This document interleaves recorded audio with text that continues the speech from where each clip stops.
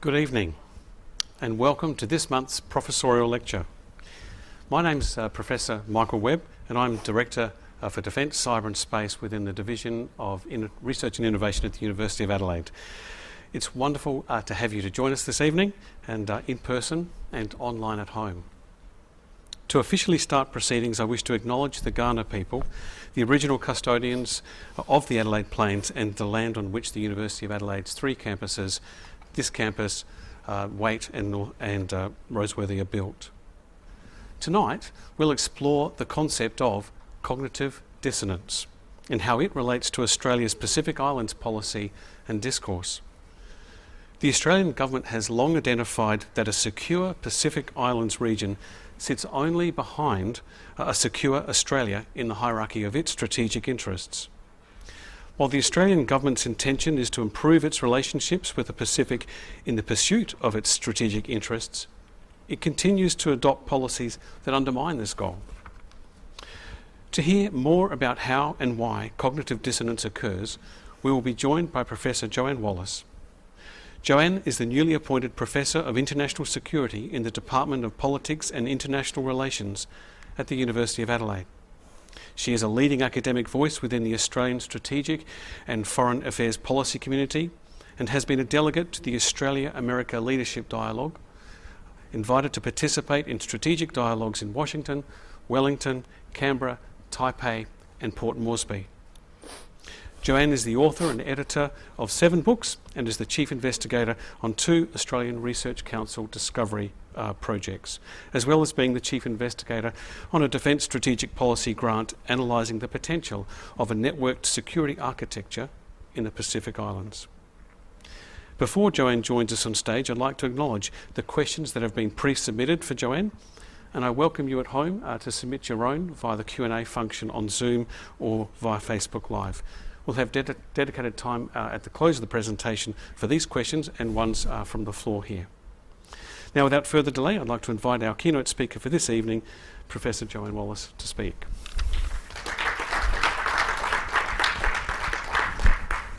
Okay, thank you, Michael, and thank you everyone for coming tonight and for those of you who are tuning in from the comfort of your own homes.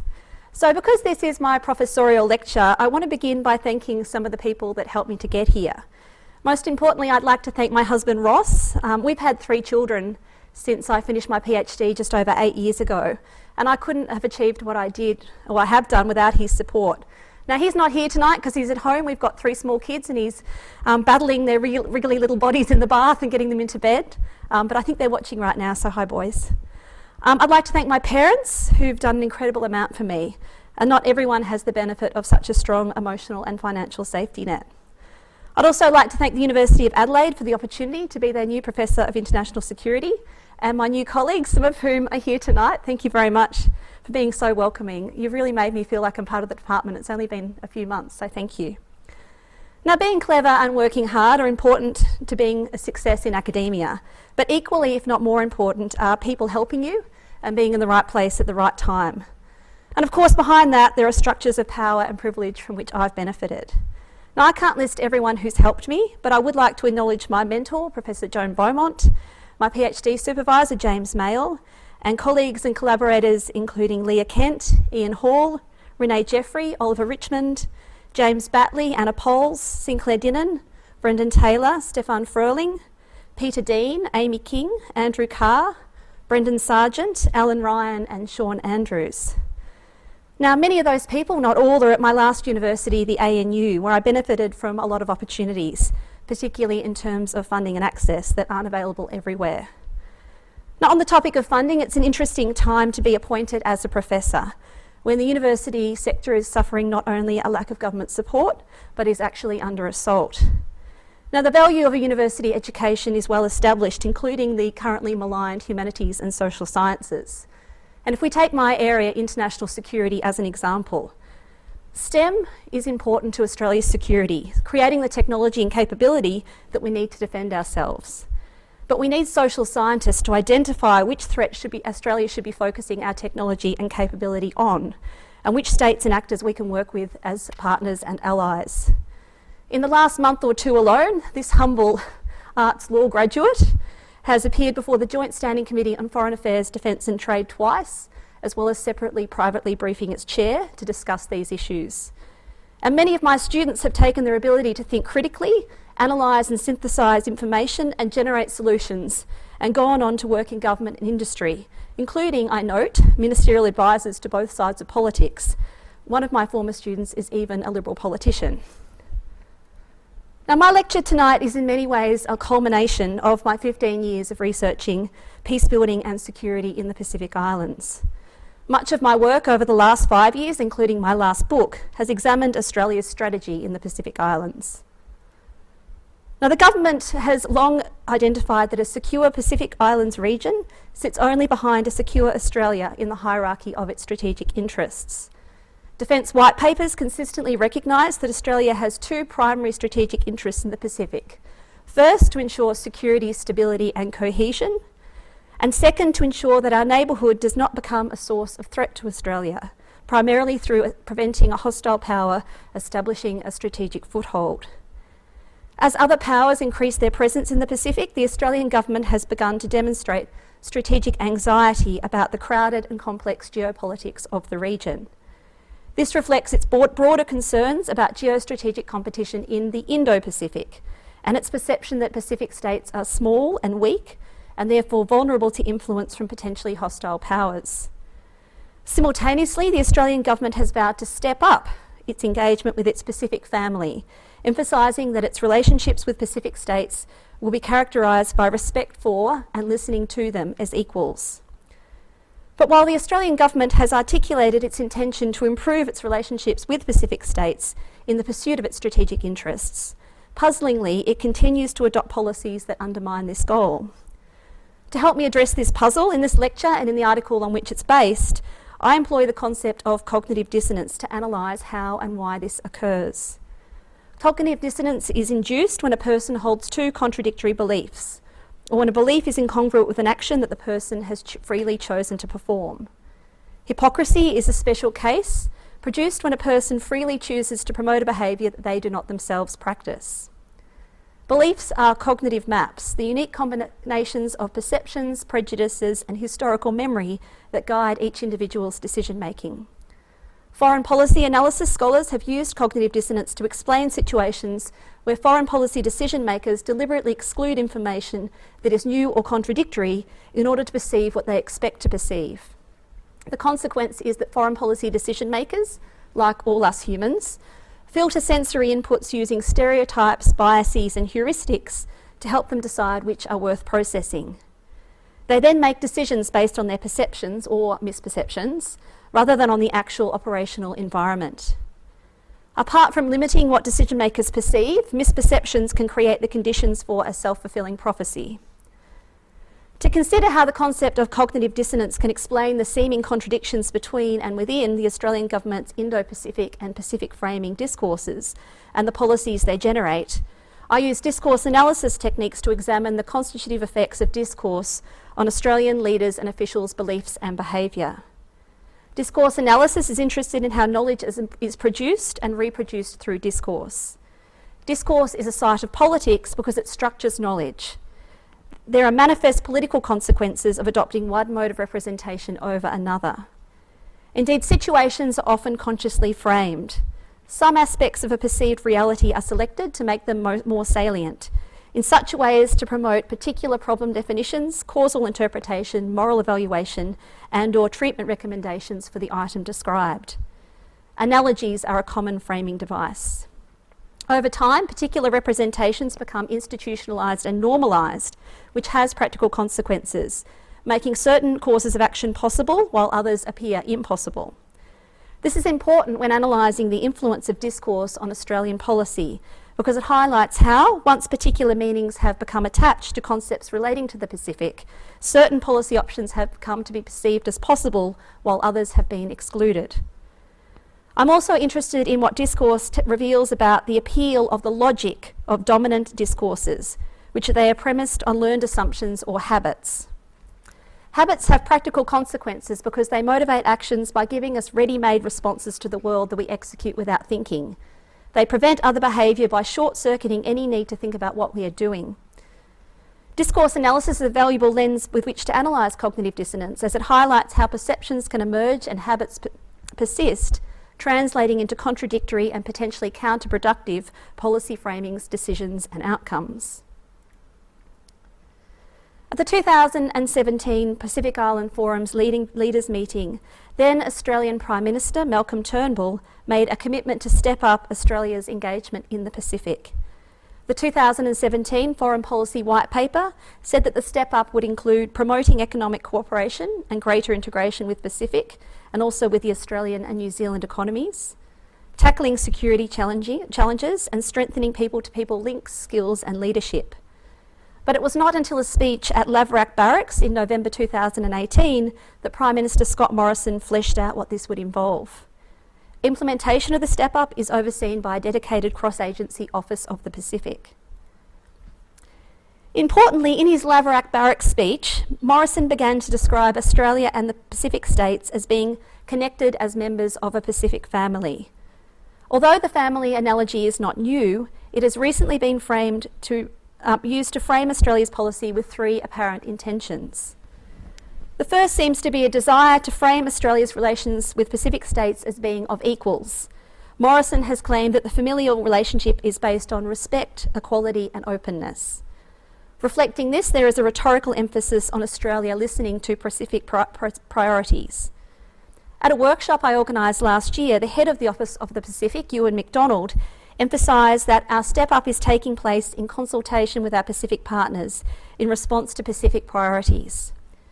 Therefore, the Pacific family discourse could be interpreted as a welcome continuation of the change heralded by Prime Minister Kevin Rudd's 2008 Port Moresby Declaration. That saw a new emphasis on partnership in the language of Australia's engagement, including the negotiation of bilateral Pacific partnerships for development. However, Pacific states could be forgiven for being sceptical about Australia's commitment to treating them as equal partners, as they've heard this language before. For example, former Foreign Minister Gareth Evans articulated a policy of constructive commitment, whereby Australia would deal with Pacific states on the basis of sovereign equality and mutual respect. This approach soon lapsed and was followed by a period of Australian interventionism in the region. The second intention of the Pacific family discourse is an attempt to characterise a step up in moral terms, because it's right. Australian politicians and officials have a history of framing Australia's engagement in terms of a special responsibility rather than our self-interest, and Morrison has repeated this language. What is new is the more explicitly effective dimension of the Pacific family discourse. Morrison has spoken about respect, love, commitment. Our Minister for International Development in the Pacific, Alex Hawke, about the love of the Pacific in Australia. This appears intended to encourage Australians to feel an emotional affinity with the Pacific, to help the government justify its increased activism and with that spending, to encourage Pacific Islanders to identify Australia as their preferred partner, and by implication to exclude states that are not perceived to share this same apparently warm relationship. Indeed, Australian leaders have used the Pacific family discourse to implicitly critique Chinese engagement. For example, Morrison made a veiled reference to China when he said that when you see yourselves as family, a relationship moves beyond a shallow transactional lens. Similarly, Hawke has commented that Australia provides assistance to the region willingly. We do it for our family, we do it for our neighbourhood, we do it because we actually care. To further differentiate Australia from China, Morrison has tried to underpin the Pacific family discourse as being based on our geography and our history. When you share the beginnings of colonisation and these issues, there is an understanding, there is an appreciation that many others will struggle to understand. Yet this seems disingenuous. Only Indigenous Australians experience European colonisation, and the Australian government is yet to properly reconcile with them. And Australia was the colonial power in Papua New Guinea and Nauru, and again has failed to properly account for or reconcile the wrongs committed during its administration. Now, the Pacific family discourse has been described as goddamn genius. However, even Australian officials have expressed caution. High Commissioner to Samoa, Sarah Moriarty, reported that she asked her Samoan colleagues, "Are we overplaying this family, given that in the Samoan context, family is really important and everyone in the family has a place? It's a hierarchical structure." While her Samoan colleagues replied that we do think of Australia as family, particularly because of the large Samoan diaspora in Australia, Moriarty commented that, I think we still need to work out what our role is in the family. This exchange highlighted the unclear nature of Australia's assumed role in the Pacific family. Are we a big brother, uncle, cousin, parent? Each potential role portrays different power and gender perceptions and dynamics. This exchange also highlighted a resource that the government has seldom drawn on in its diplomacy, the Pacific diaspora in Australia. Similarly, Pacific Islanders reported their affinity with and interest in expanding their ties to Indigenous Australians in a recent study conducted by Pacifica and the Whitlam Institute. Yet Australia has not actively pursued this potentially fruitful and meaningful approach to building family ties. The emotional resonance of Morrison's initial Pacific family framing was somewhat undermined by the fact that it was made at a military barracks, and he spent a considerable amount of time describing an increased role for the Australian Defence Force and other security agencies in the region.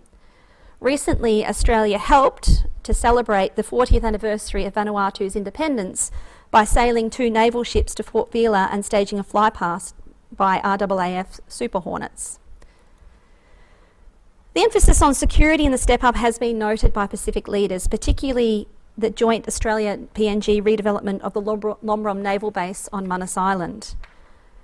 Vanuatu's former Foreign Minister and now Leader of the Opposition, Ralph Regenvanu, has stated that we are not interested in militarisation, a sentiment repeated by Dame Meg Taylor, Secretary-General of the Pacific Islands Forum. Samoan Prime Minister Tuilepa Aono Salele Malilenga Oi has similarly expressed concern about potential militarisation. As Pacific leaders, we strongly believe in being free from military competition. The third intention of the Pacific family discourse seems to be to minimise the impact of policy differences on Australia's relationships in the region. Morrison has emphasised that it is not to say that we will always agree, but that's not the true test of friendship or family. Tell me a family that always agrees. As I will discuss with respect to the example of climate change, this obscures the origins and importance of policy differences. Now, the concept of the Indo-Pacific was first explicitly articulated in the 2013 Defence White Paper to frame Australia's zone of strategic interest as connecting the Indian and Pacific Oceans through Southeast Asia. Now, no white paper explicitly discusses the Pacific Islands in the context of the Indo-Pacific. But when addressing Pacific audiences, Australian leaders have begun to say that the Pacific region is a fundamental building block of our engagement with the Indo-Pacific.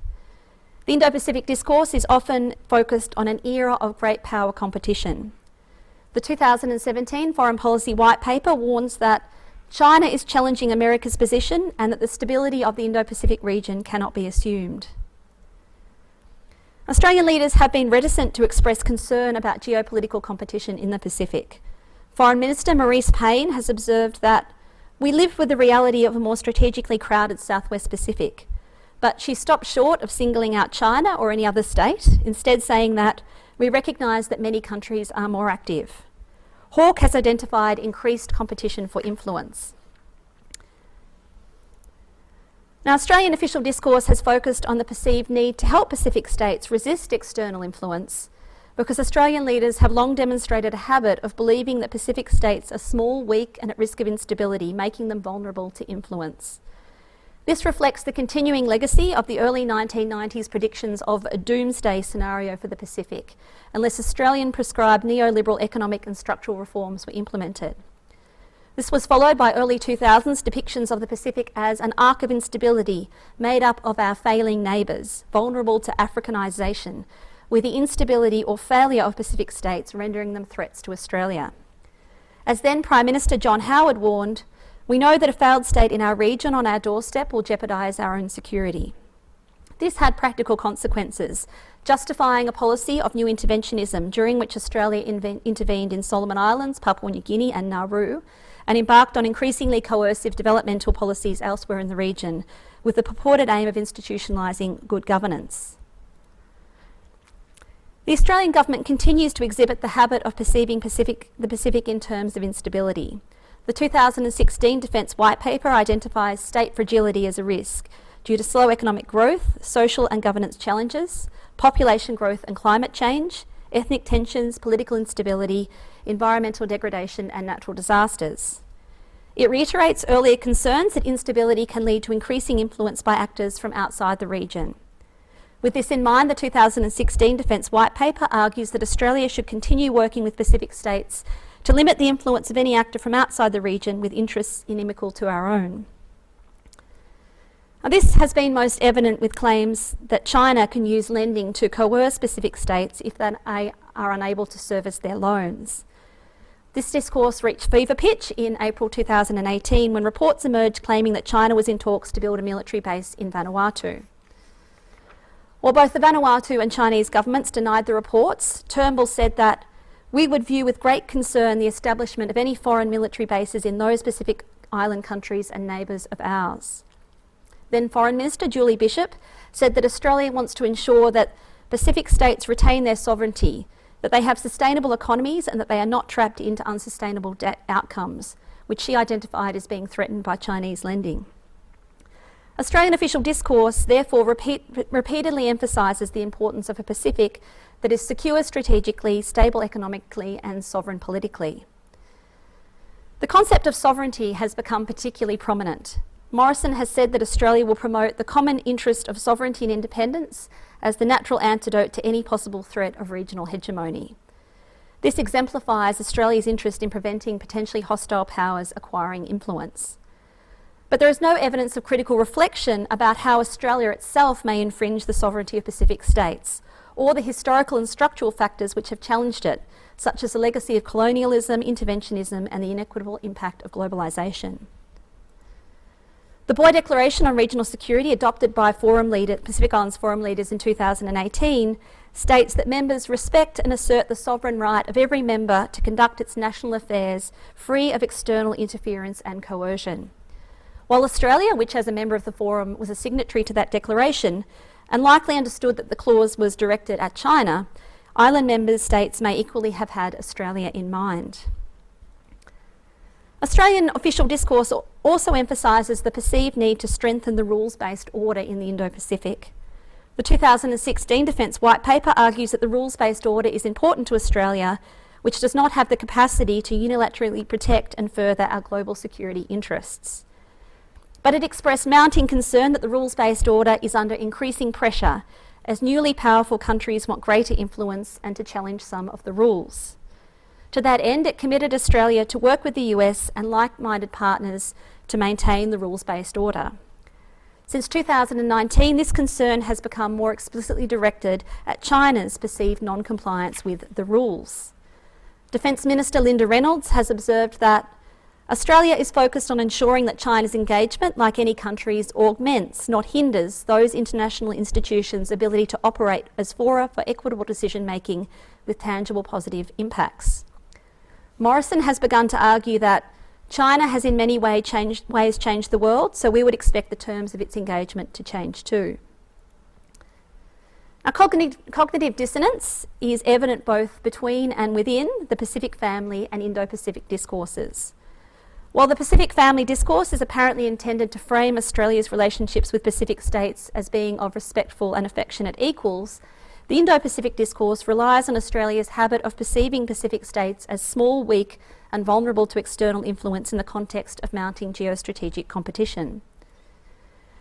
This contradiction generates frustration in the Pacific. Dame Meg Taylor has lamented that the Pacific is primarily represented from a perspective of vulnerability to China's influence, and therefore as a part of the Indo-Pacific that needs to be secured by and for external partners.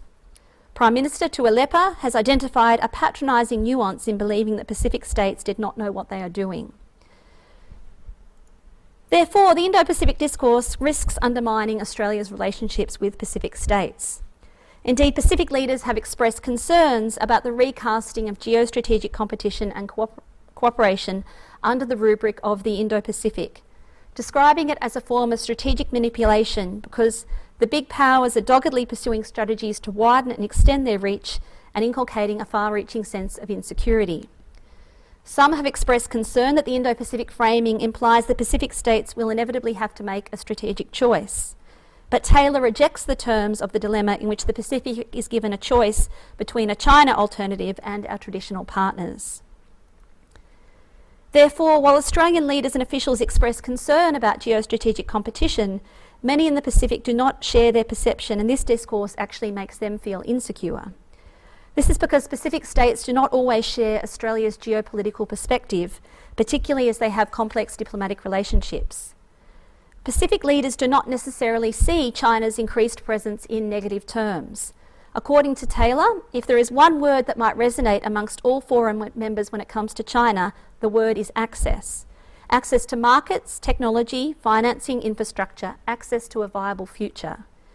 Indeed, Taylor captured the frustration of many Pacific leaders when she cited the example of Australia's access to China's markets, which makes it the former's largest trading partner in terms of both imports and exports.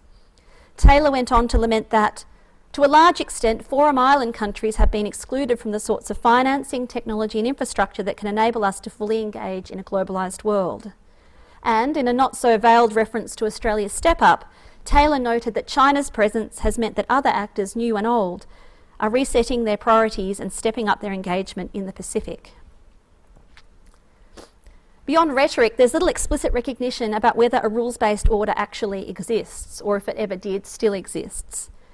There's also little critical reflection about which states made the rules on which this claimed order is based, when they were made and whose interests they serve.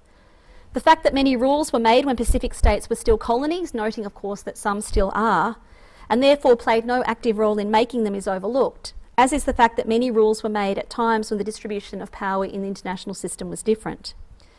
The question of whose interests those rules serve is even more fraught. Several aspects of the rules-based order have been important for Pacific states, particularly the principle of the sovereign equality of states, which has largely protected them from overt coercive foreign incursion and operated as a valuable diplomatic bargaining chip. The UN Convention on the Law of the Sea has recognised and protected, at least in law, their massive and resource-rich maritime exclusive economic zones. The value of other aspects of the rules-based order for the Pacific is less clear, calling into question whether emphasising its importance in its current form is useful to Australia's attempts to improve its relationships in the region. Trade liberalisation, as it currently occurs, can have mixed and often perverse outcomes, particularly as the rules applied to Pacific states are often deeply inequitable. For example, when Tonga acceded to the World Trade Organisation, it did so on almost the worst terms of any member state. Papua New Guinea and Fiji have declined to join the Pacific Agreement on Closer Economic Relations, the PACER Plus trade agreement, between Pacific states, Australia and New Zealand, out of concern that it might be economically disadvantageous. There's also little evident critical reflection about whether Australia obeys the rules. For example, Australia reiterates that it is a determined advocate of liberal institutions, universal values and human rights, yet for years operated immigration detention centres in Papua New Guinea and Nauru where those rights were abused, and which undermines security, democracy and the rule of law in those states. Indeed, Pacific states would be entitled to query the strength of Australia's commitment to the rules-based order after Morrison argued in September 2019 that we should avoid any reflex towards a negative globalism that coercively seeks to impose a mandate from an often ill-defined borderless global community. On that basis, Morrison undertook that under my leadership, Australia's international engagement will be squarely driven by Australia's national interests, a sentiment he reiterated in his recent speech to the Aspen Security Forum. Pacific states are entitled to query the consequences when their interests do not accord with those of Australia. And this dynamic plays out most starkly with respect to climate change. As Colin Beck, the Permanent Secretary of the Solomon Islands Ministry of Foreign Affairs and External Trade, has said, climate change is a death sentence for the Pacific. Dame Meg Taylor has observed that for many of the countries of the Forum, climate change is not a political issue but an existential one. Recognising this, the Boy Declaration specified that climate change remains the single greatest threats to the livelihood, security and well-being of the peoples of the Pacific, and reiterated member states' commitment to progress the implementation of the Paris Agreement. Both as a signatory to that declaration and in public statements, Australian leaders have recognised that here in the Pacific, the impact of climate change, the impact of rising sea levels, it's not a theory, it's real. And so the actions and directions that are set out in the Forum communiqué speak about our collective commitment to continue to address those issues. Yet despite rhetorically recognising the importance of climate change to its claimed Pacific family members, Australia has failed to take serious domestic policy action to address its contribution to the climate crisis, signalled by its continued commitment to coal-based power generation and maintaining its position as the world's largest coal exporter. Australia has also been accused of being disingenuous about its claims to be meeting its Paris Agreement targets by relying on carryover credits, raising further questions about its commitment to the rules-based order. Australia has also reduced its participation in relevant international initiatives. For example, it has stopped payments to the UN's Green Climate Fund. On hearing that news, Ralph Regenvanu, former Foreign Minister of Vanuatu, responded that Australia keeps pushing the Pacific to follow the international rules-based order when it comes to international relations. But Australia also needs to put its money where its mouth is and commit to the Green Climate Fund, especially if you're talking about countries committing to these international rules. Indeed, Australia is perceived to have stymied stronger collective action commitments to address climate change within the Pacific Islands Forum. At the 2019 Forum Leaders Meeting, Australia reportedly refused to support the Tuvalu Declaration made by the small island Pacific state members of the Forum, calling for an end to the use of coal in electricity generation. Tuvaluan Prime Minister Anele Sopoaga described the negotiations as very tough, difficult struggle and reported that the leader of Tonga actually shed tears. Referencing the discourse of family, Sopoaga commented that, in a family atmosphere you don't openly challenge and argue. Indeed, Fijian Prime Minister Frank Bainimarama described Morrison's behaviour as very insulting and condescending, saying that, I gathered Morrison was here only to make sure that the Australian policies were upheld. Former Kiribati President Anote Tong questioned, how can you justify being part of a family and part of a group which you're trying to destroy? However, to preserve the consensus approach that typifies Forum Leaders meetings, Sopoaga used the discourse of family to observe that families come together, of course they argue. Similarly, the next month, when signing the Fiji-Australia-Vuvale Agreement, Bainimarama said that members of any family are entitled to their disagreements.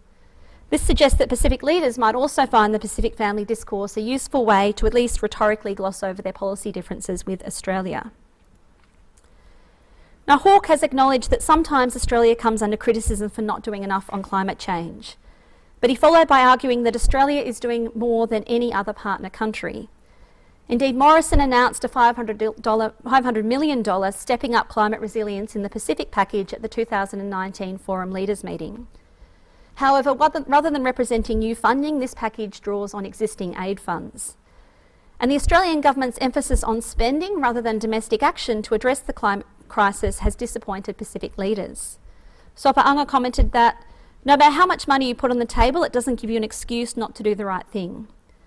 The Australian government's climate change assistance emphasises supporting our Pacific families' own efforts to respond to climate change and to build disaster resilience. This focus on adaptation and resilience, implicitly accepting the inevitability of climate change and preparing communities to adapt to it, has disappointed the Pacific, which understandably favours mitigation. Australian leaders have also made damaging statements relating to climate change that have cast doubt on Australia's affection for its claimed Pacific family. In October 2018, former Environment Minister Melissa Price is reported to have commented to Anote Tong, "For the Pacific, it's always about the cash. I have my chequebook here, how much do you want?" In August 2019, Deputy Prime Minister Michael McCormack commented that, "I also get a little bit annoyed when we have people in those sorts of countries pointing the finger at Australia and saying we should be shutting down all our resources sector."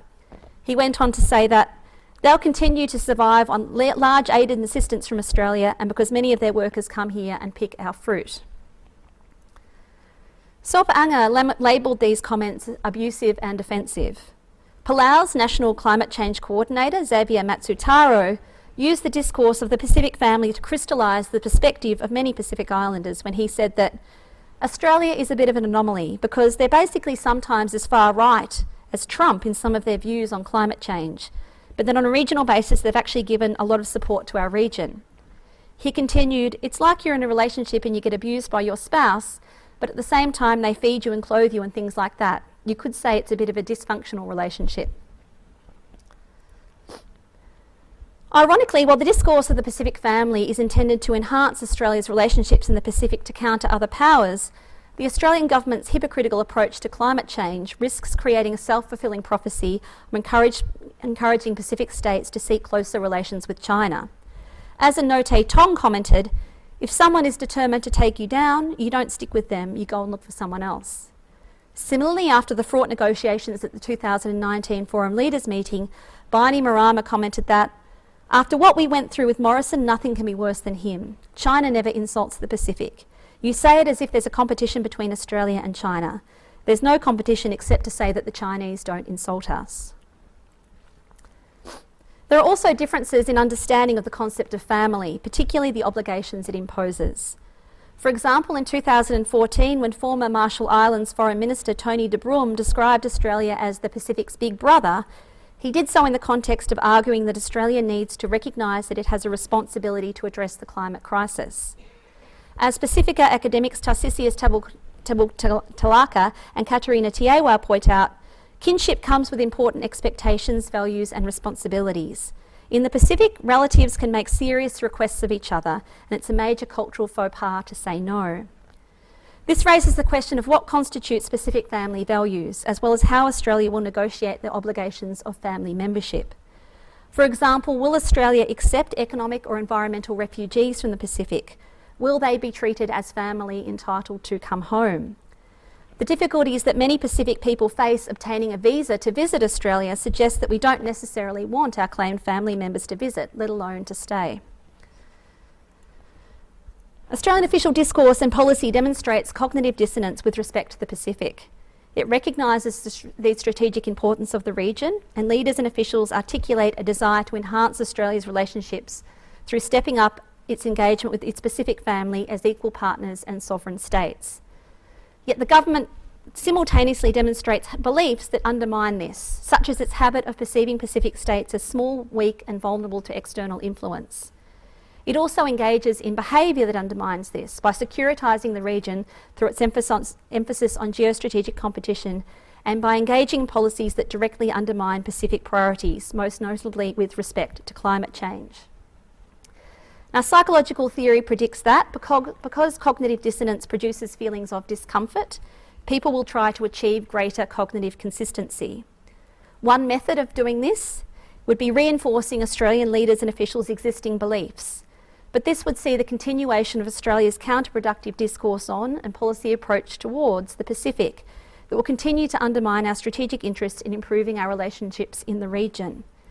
Instead, the other method, which is changing beliefs and behaviour to recognise Pacific states as truly sovereign equals to whom we owe familial obligations, offers the best way to achieve cognitive consistency and to advance Australia's strategic interests. And the Blue Pacific discourse offers a way to start this. The concept of the Blue Pacific was first officially articulated at the 2017 Forum Leaders meeting as a long-term foreign policy commitment to act as one blue continent. The 2019 Forum communique set out Blue Pacific principles. A key element of the Blue Pacific discourse is an identity based around the collective potential and shared stewardship of the Pacific Ocean.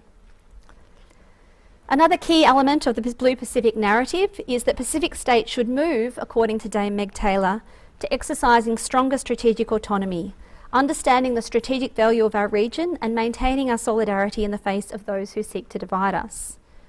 This idea was reinforced by the theme of the 2018 Forum Leaders meeting, Building a Strong Pacific, Our People, Our Islands, Our Will. Taylor has emphasised that the Blue Pacific identity is intended to highlight the unique character of Pacific diplomacy and regionalism. In a veiled dig at Australia and other partners, Taylor has said that leadership is often used to indicate dominance or overt influence, but that dominance is arguably inimical to the very concept of Pacific regionalism. Even before the Blue Pacific narrative emerged, there was evidence of a new Pacific diplomacy, with Pacific states acting in increasingly assertive and creative ways to pursue their interests. Australia has recognised the Blue Pacific identity, and Australian leaders and officials use it regularly.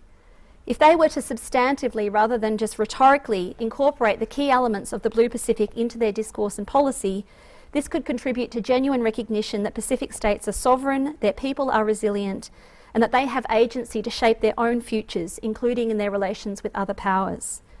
This could in turn encourage the Australian government to break their habit of seeing Pacific states as small and weak, and to instead treat them as equal partners, including facilitating their active participation in geostrategic debates and in discussions about Australia's policy options.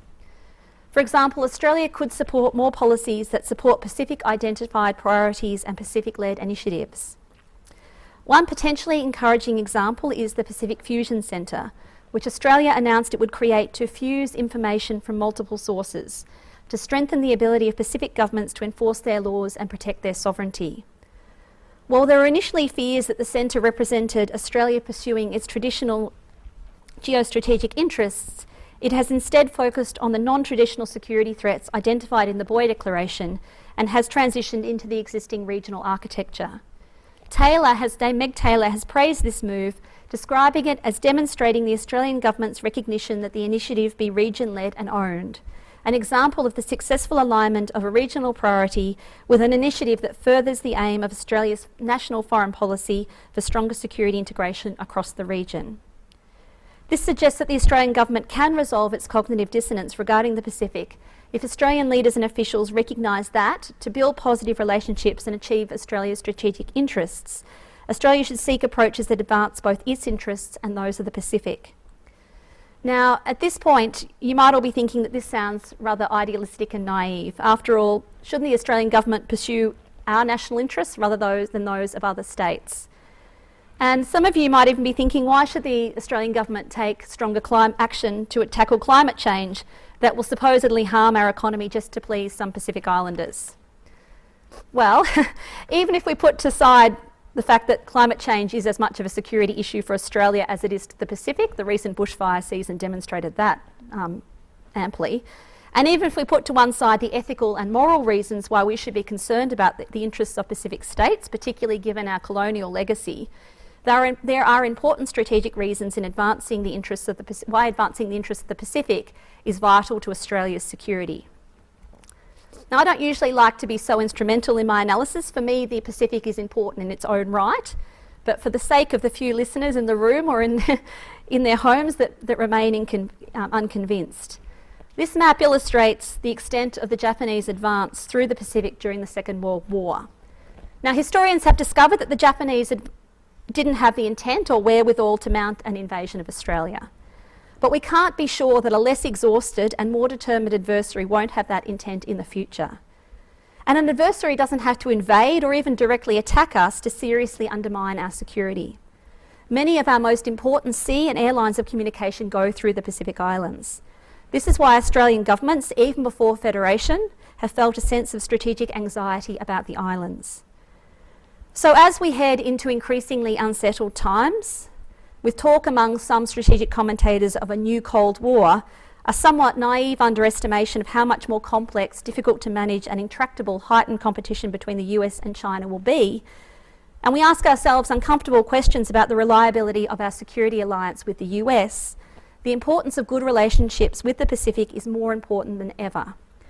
Australia's multi-billion dollar step up in the Pacific is intended to improve our relationships in the region, but that step up is bound to fail if it continues to be influenced by cognitive dissonance. Australian leaders and officials, as well as many commentators, need to recognise the ways in which their discourses and policies contribute to tensions in Australia's relationships with the region, to challenges facing Pacific states and to insecurity within the region. Pacific states could provide a security screen for Australia and act as a restraint upon a hostile power, something that may become vital in the near future. But Australia has to give them reasons to do so. Beyond rhetoric, there needs to be action. And this is something that I'm going to continue to advance and advocate through my work here at the University of Adelaide. Thank you.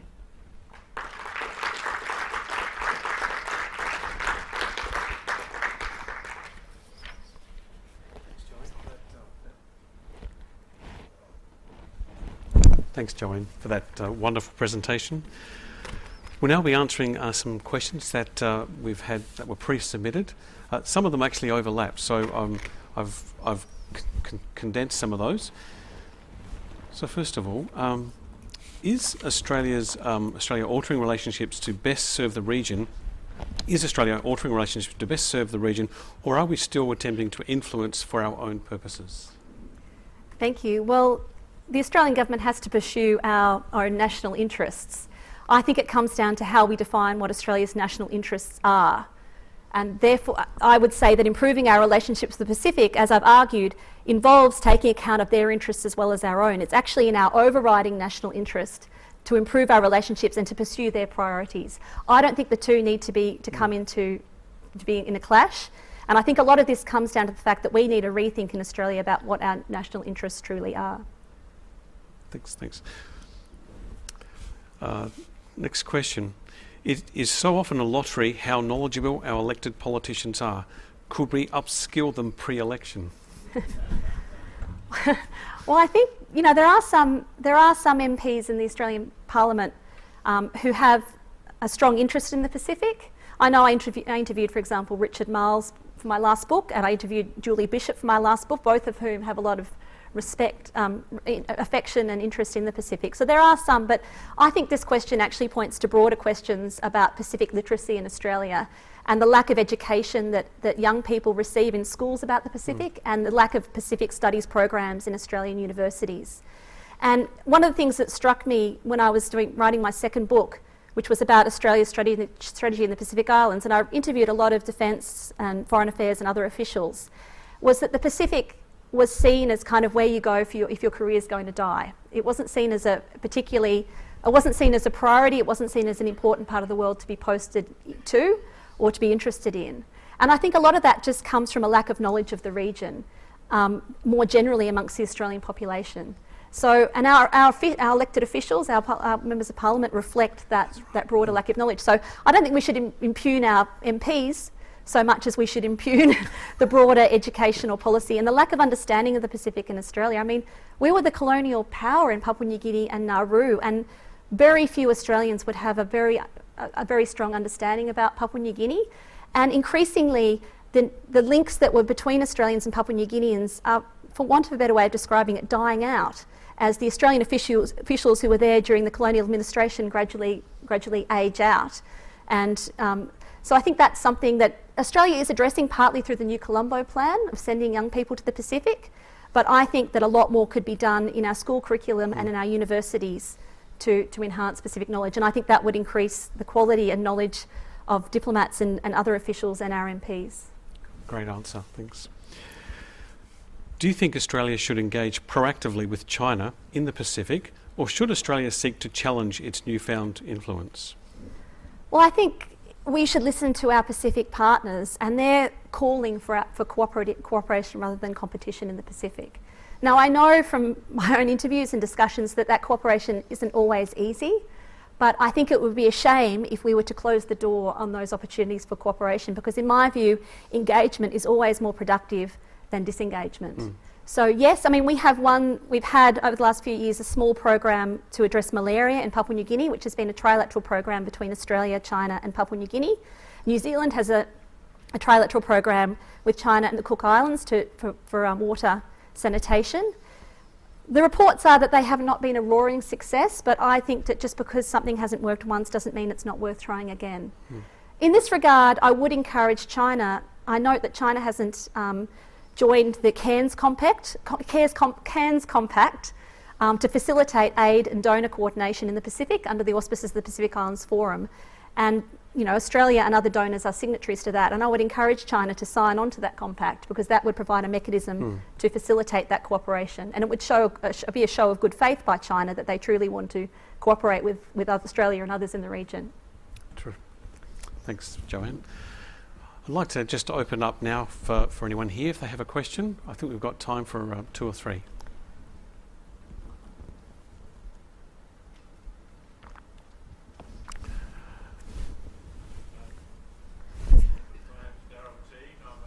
I think a microphone might be making its way to you to save your voice. If you could just put your hand up.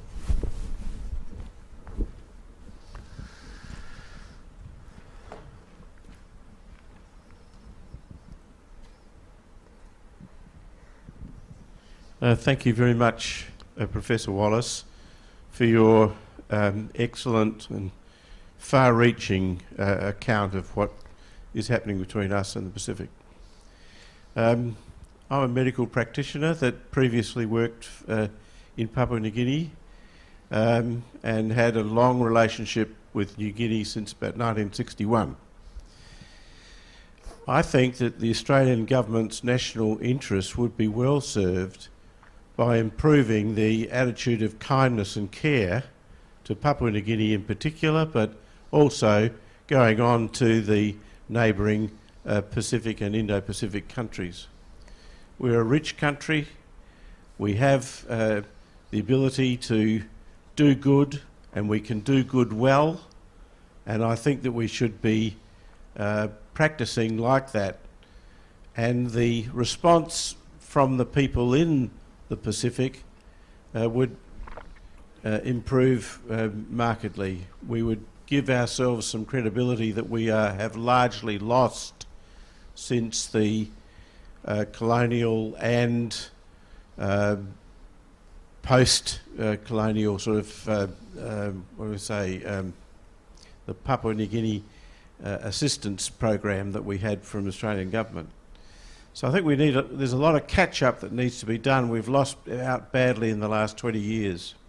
I think we've acted like parents squabbling amongst ourselves, and the children underneath the Pacific Islands have been largely ignored, and their future hasn't been thought of.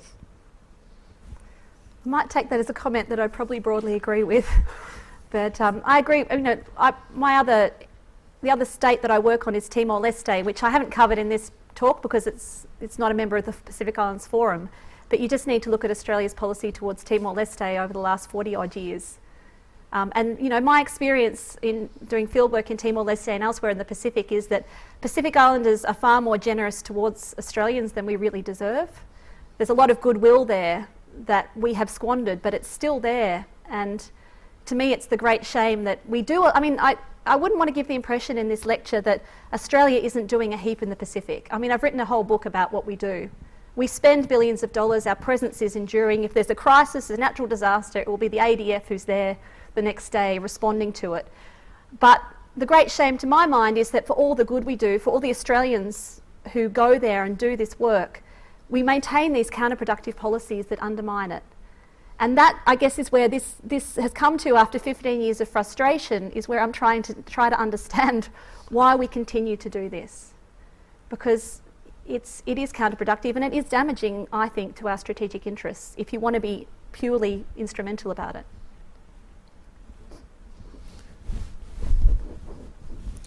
Hi, I'm Jemima.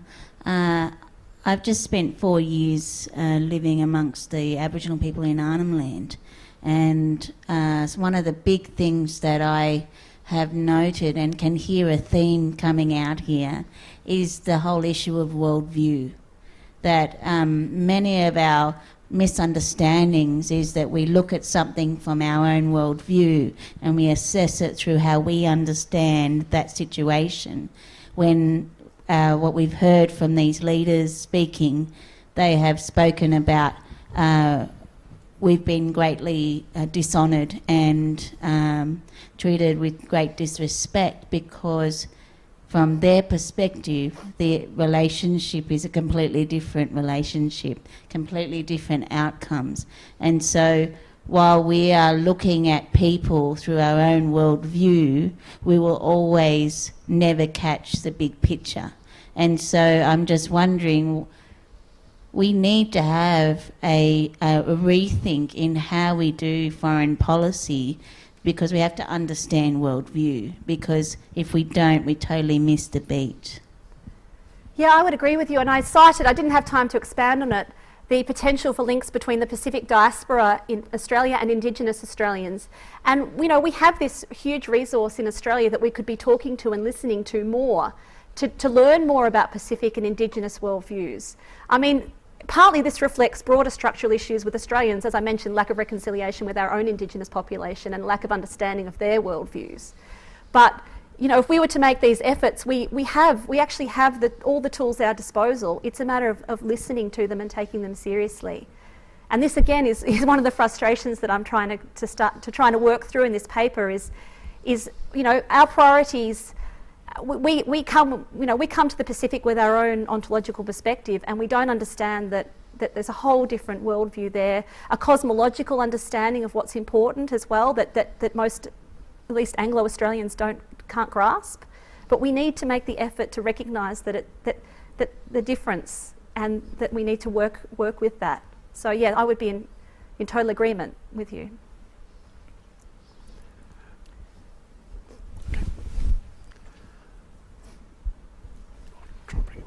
Thanks. First of all, thanks for the lecture. It was really interesting.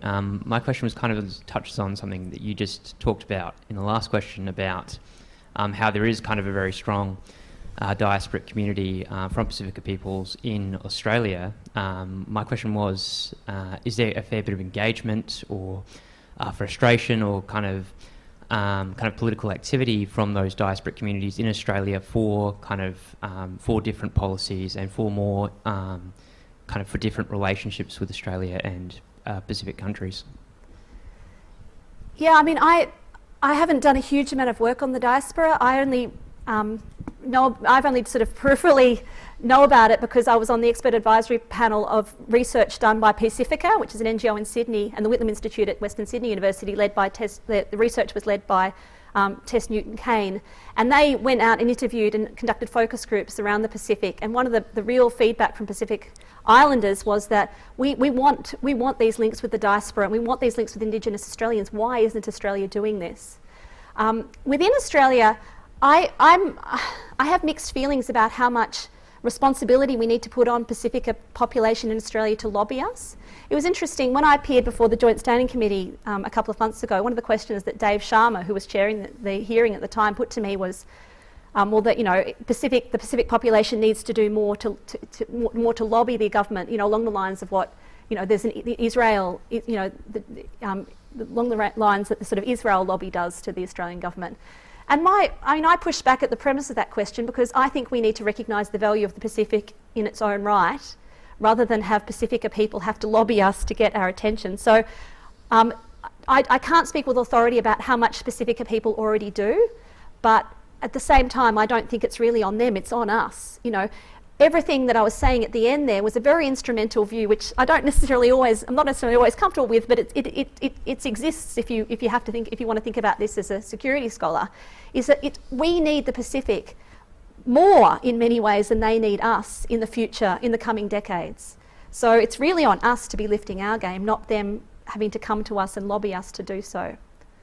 But yeah, I would direct you to the report. Pacific Perspectives it's called. It's got really great information about this.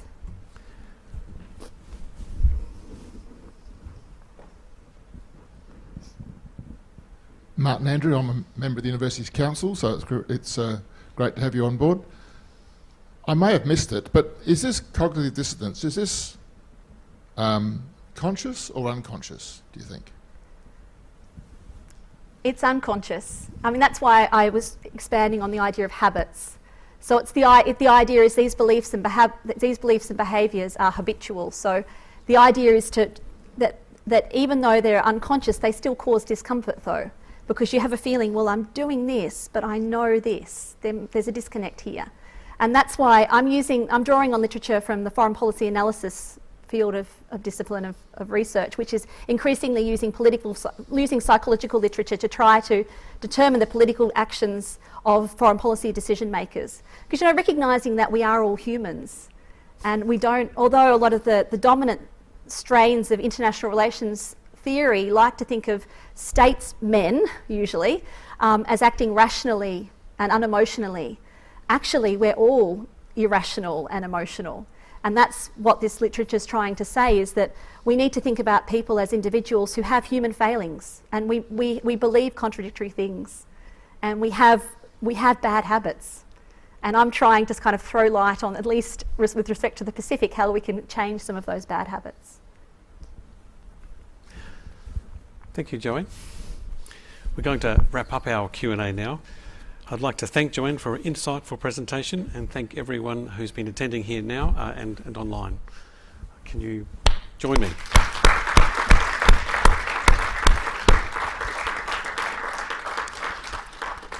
To our alumni who have joined us tonight, I'd like to invite you to update your details via the link that's in the Zoom function if those details need updating. Also, be sure to check out recordings of our previous events in the series, that are available from our Professorial lecture series website. So we look forward to seeing you next time. Thank you.